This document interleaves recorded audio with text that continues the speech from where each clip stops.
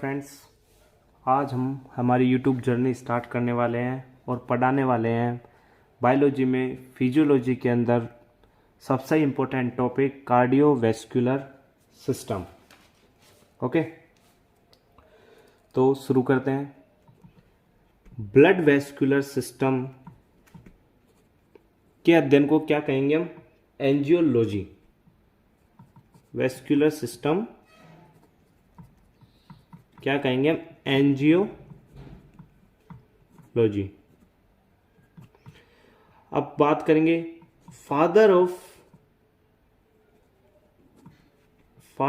Angiology.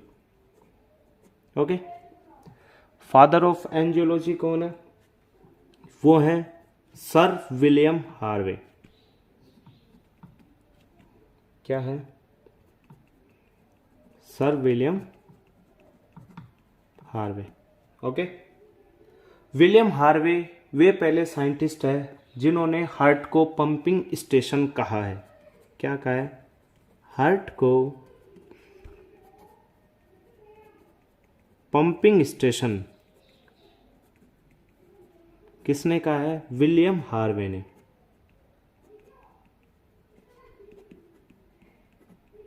Harvey ने कहा। अब हम इस टॉपिक में, अब हमारा टॉपिक है हार्ट।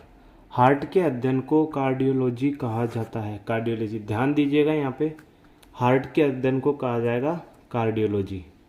और ब्लड वैस्कुलर सिस्टम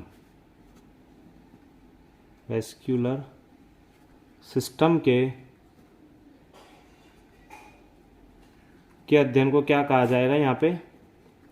एंजियोलॉजी।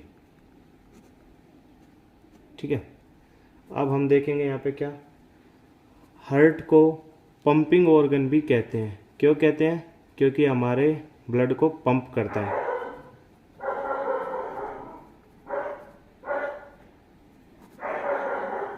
क्या करता है? ये ब्लड को पंप करता है। और हार्ट किससे बनाता है? हार्ट एक मस्कुलर ऑर्गन है, यानी कि पेशीय अंग है।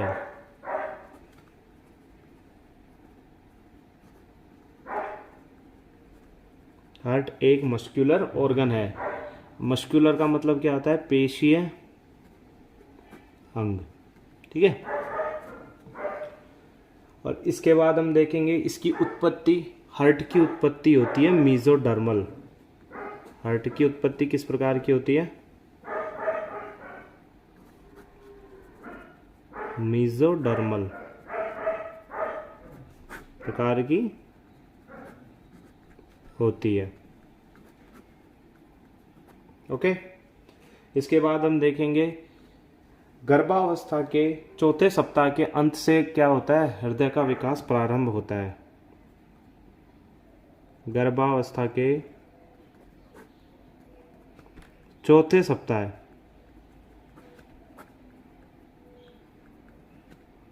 के अंत से क्या होता है? हृदय का विकास प्रारंभ होता है।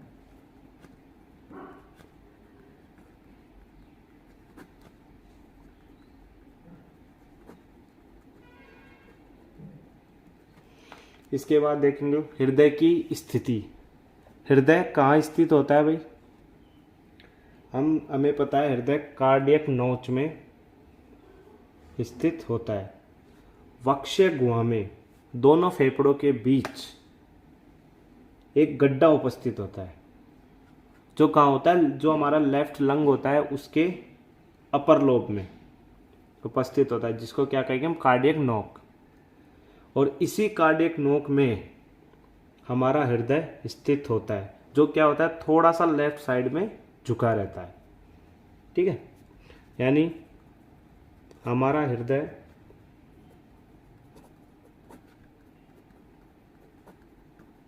वक्षीय गुहा में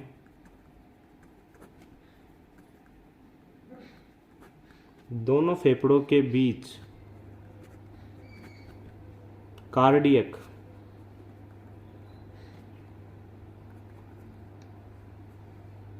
नोक में स्थित होता है।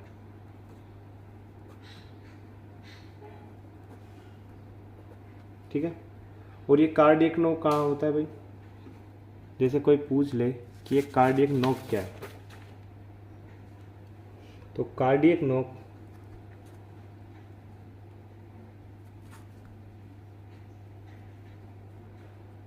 एक छोटा गड्ढा होता है। इसको देखेंगे हम। एक छोटा गड्ढा होता है जो कहाँ उपस्थित होता है? लेफ्ट लंग,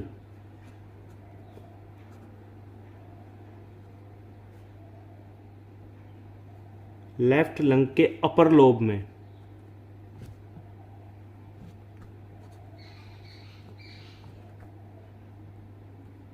उपस्थित होता है। ठीक है।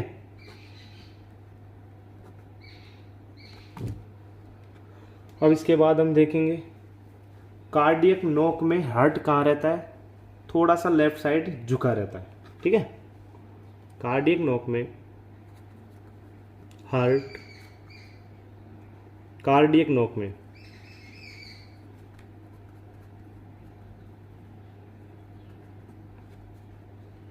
थोड़ा लेफ्ट साइड क्या रहता है? झुका रहता है।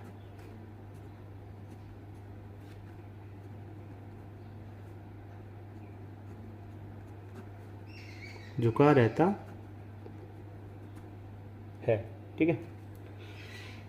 अब इसके बाद इसकी स्थिति हार्ट की कैसी होती है? हार्ट का 2/3 भाग तो कहाँ होता है? लेफ्ट में झुका रहता है, सॉरी लेफ्ट में होता है, तथा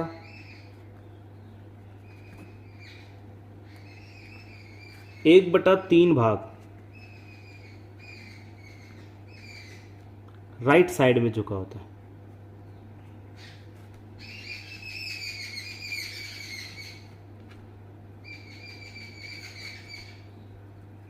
राइट साइड में झुका होता है।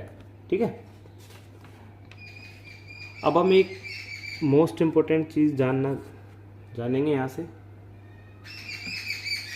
एक होता है डेक्स्ट्रोकार्डिया।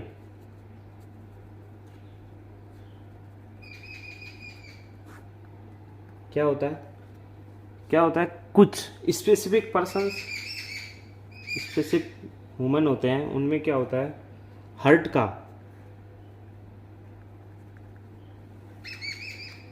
का 2/3 भाग राइट साइड में झुका होता है। राइट साइड में होता है। ठीक है। और 1/3 भाग लेफ्ट साइड में होता है।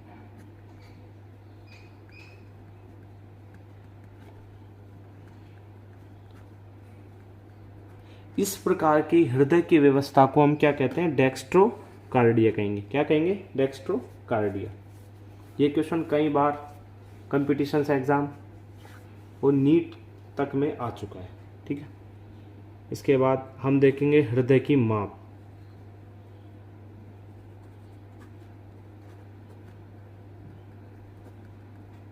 हृदय की माप देखेंगे। हृदय की माप का रेशियो होता है, यानी हृदय की माप क्या होगी? 12 सेंटीमीटर गुणा 9 सेंटीमीटर गुणा 6 सेंटीमीटर। ठीक है। यह है हृदय की माप। अब इसके बाद एक इम्पोर्टेंट नोट के बारे में हम और पढ़ेंगे, जिसको कहेंगे, एक होता है कार्डियोमिगेली।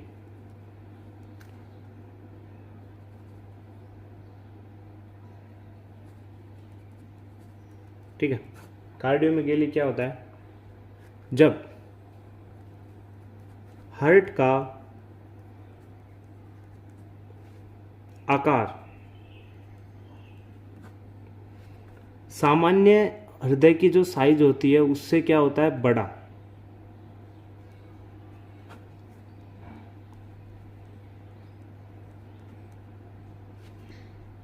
हो तो उसे क्या कहेंगे, तो उसे हम कहेंगे कार्डियोमिगेली।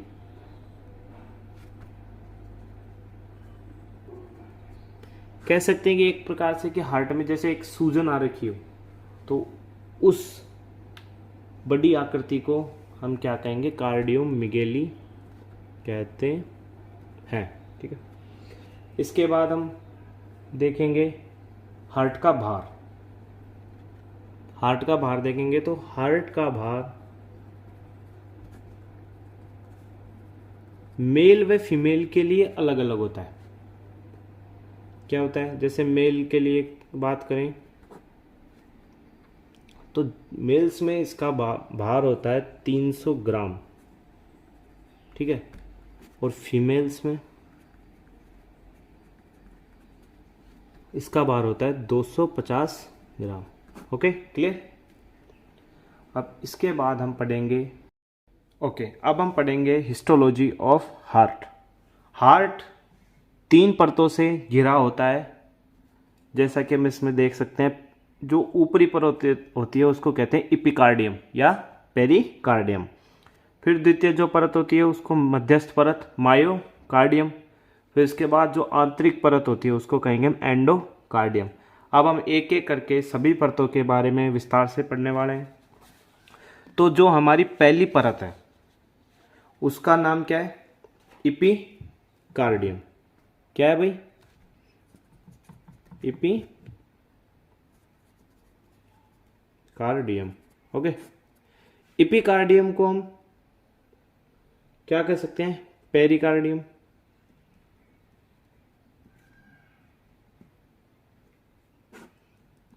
ठीक है, पेरिकार्डियम यानी हृदय आवरण।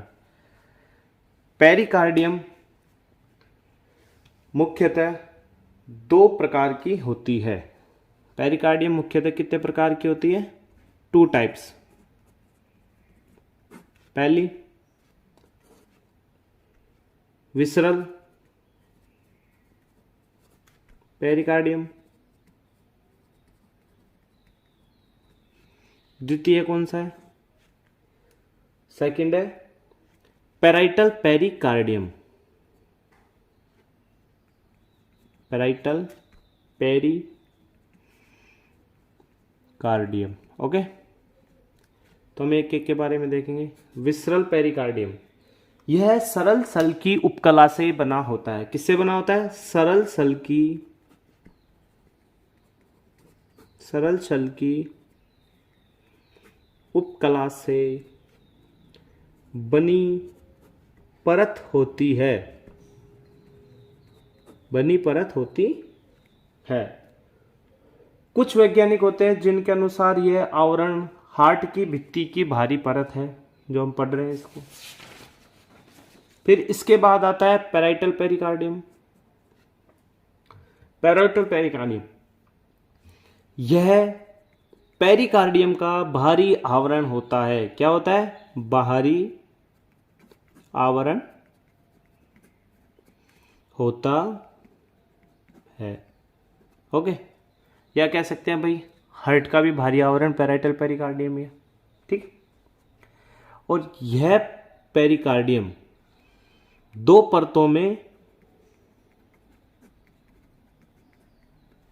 विभक्त होती है। क्या होती है, 2 परतों में विभक्त होती है। ओके, जो पहली परत है उसका नाम, पहली परत का नाम है फाइब्रस पैराइटल पेरिकार्डियम। क्या है, फाइब्रस पैराइटल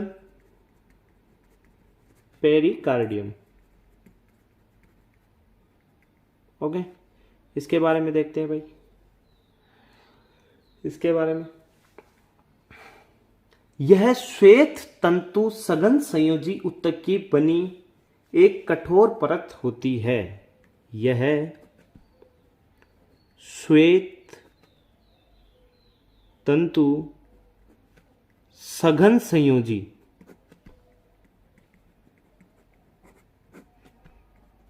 ऊतक की बनी कठोर परत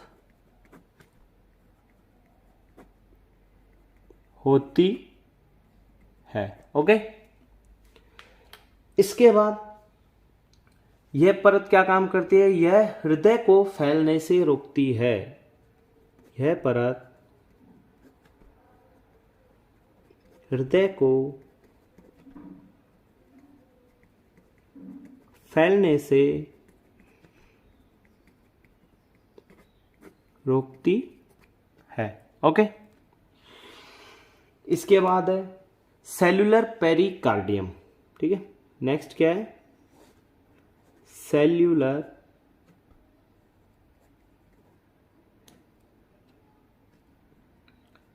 पेराइटल पेरिकार्डियम। ओके, ये क्या है? यह परत सरल सल की उपकला की बनी होती है। किसकी बनी होती है? सरल सल की उपकला की बनी होती है। बनी होती है। ओके, अब जैसे हम इसकी एक बार एक काट देख लेते हैं। ये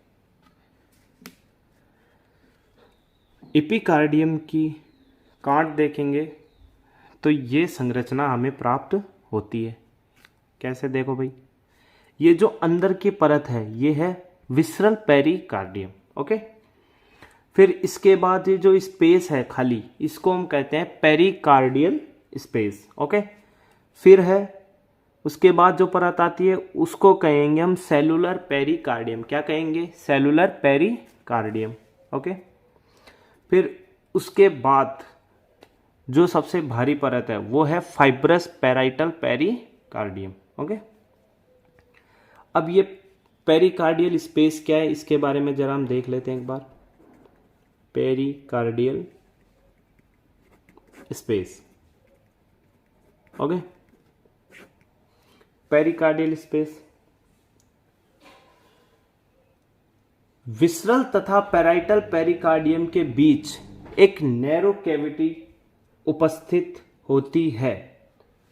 क्या होती है? विसरल तथा पेराइटल पेरिकार्डियम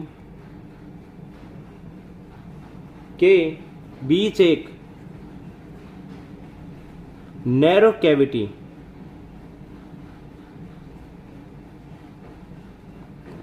प्रेजेंट होती है।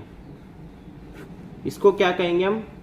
Pericardial space. और इसमें एक तरल भरा होता है। इस कैविटी में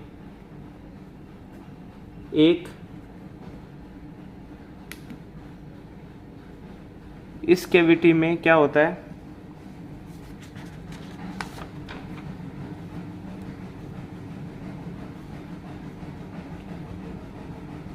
इस नैरो कैविटी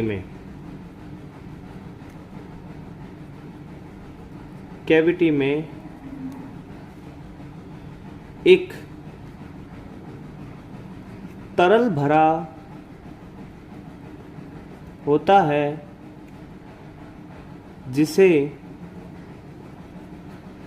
पेरिकार्डियल फ्लूइड कहते हैं। फ्लूइड कहते हैं। यह फ्लूइड क्या काम करता है? ये शॉक एब्जॉर्बर का काम करता है। ठीक है, और हृदय को घर्षण से बचाता है। क्या करता है? हृदय को घर्षण से सुरक्षित करता है। ओके,